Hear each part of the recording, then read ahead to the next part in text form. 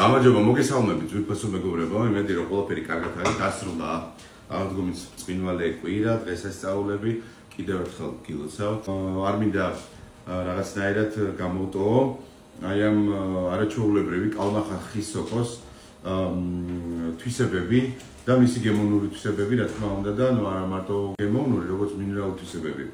დღეს მინდა შეგახსენოთ, რომ ჩვენთან აქ რესტორანი ჩვენში რამოდენიმე პერიოდი სანამ აი დოვლათიანად მოდის კალმახასოკო ჩვენ ყოველთვის გვექნება მენიუში და აუცილებლად მინდა გაგიზიაროთ მისი რეცეპტი და პლუს პარალელურად გითხრათ რომ შეგიძლიათ მოგზადეთ აქ ჭოროხის ქუჩა, ძველი ჭოროხის ქუჩა, ეხლა ანზორ ერქუმაიშვილის 8B და მიირთვათ ეს გემრიელი პროდუქტი. ამას ძალიან მარტივად, უბრალოდ პატარა ფესს წააჭრით და უბრალოდ ლამაზად ჩამოძინძავთ, დიდ ნაჭრებად არ გიჭდება ამას დაპატარავება ძალიან, წმინდა, აი ესე დაძინძავთ ამას. მოვაქციეთ ქვაფში, ძალიან ცოტა რაოდენობით წყლის, იმიტომ რომ თვითონ ამ სოკოს ცოტა მკვრივი ტექსტურა აქვს. ამიტომ პირველი 10-15 წუთი მოდუგვა ჭირდება, ანუ მოწავლას რასაც ვეძახით, ცხელ წყალში და ავიღებთ დაახლოებით 2 კილო, 3 კილო სოკოზე, აი ჯიშიანი მწვანე ხახვი. მწვანე ხახვი, ასევე ერთი ამ მწვანე ან 2 ციცაკას გემოს გააჩნია. არხუნა უხდება საოცრად სოკოს, პიტნა უხდება ძალიან, პიტნა და ქინძი. ჩავჭრათ ბლომად ქინძი. დავაყოლოთ 1 ან 2 ციცაკა და ამ ჩაშუშულ სოკოს თქვენ შეგიძლიათ შეწვათ გემრიელად სახში კარტოფილი, ტაფის კარტოფილი რო არის სოფლის, ხო იცით? და შეწვათ კარტოფილს ეს ჩაშუშული სოკო ზემოდან დააყოლოთ და იცი როგორი არის ბატკანებით არის, ბატკანები. მე როგორც ზარეულს რომელსაც ძალიან უყვარს კარაკი და ფრანგული სამზარეულოს მოყვარულს კარაკი საჭმელს ვერ გააფუჭეფო. ლომად ეს ჩაუშო კარაკს. კარგად რომ შეიბრაწება, მოიხრუკება, ასე ვთქვათ, ჩაიხრაკება.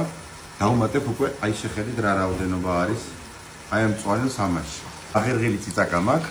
ბევრს არ უზავ, იმიტომ რომ მწვანე ციცაკას ხო ჩავაჭერი. განწყობილი ვარ იყოს. მარილს ენიანობა რომ არ მომატებულიყო, ცალკე მოვშუშე ერთი კაი დიდი თავი ხახვი. ამას ჩავამატებ ამაში. თქვენ სახში თუ გინდათ შეგიძლიათ ამაშივე ჩაშუშოთ და ამასობაში აგერ ქონდარი მაქვს და აი ერთი ციკვი ქონდარი. ბევრი არა, ოღონდ ძალიან ცოტა და ძალიან შორს. ისეთი სურნელი დგას. ისეთი სურნელი დგას, რომ აი ვერ აგიხწერთ. აი ახლა უკვე რაღაც 10-15 წუთის შემდეგ რომ შეიბრაცა, ხო? მე ავიღებ და ამ მწვანელს აი ესე დავფარავ, შეხედეთ? შეხედეთ, აი ეს ჩაკაფულს რო ფარავენ, ხო იცით? აი ეგეთ სისტემით გავაკეთებ ამას. მწვანე ხახვი გავიმეორებ, ქინძი, პიტნა, არხუნა, მწვანე ციცაკა, აი მას ესე დავფარავ და დავტოვ ცოტა ხანით მოსაშუშეთ. დაბალ ცეცხლზე ესე 10-7 წუთი, როგორც კი ჩავორთქდება მწვანილი. შეხედეთ. ძირიდან რატო არ ურევდი ეს პერიოდი? მინდოდა რომ შებრაწულიყო, აი ეს ჩახრაკულიყო, შებრაწულიყო ეს ხარე ყველაფერი. გავუსინჯავ ჩვენ სიცხარეს, მარილს. ნახავთ, კარგად თუ არის დარბილებული. თუ იმ შემთხვევაში უფრო მკვრივი იქნა, არ შეგეშინდეთ, აი ამ მდგომარეობაში შეგიძლიათ ერთ ჭიქა ღვინო დაამატოთ.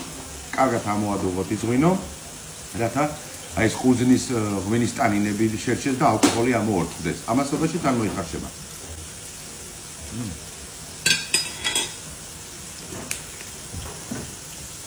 აპარია. მზად არის.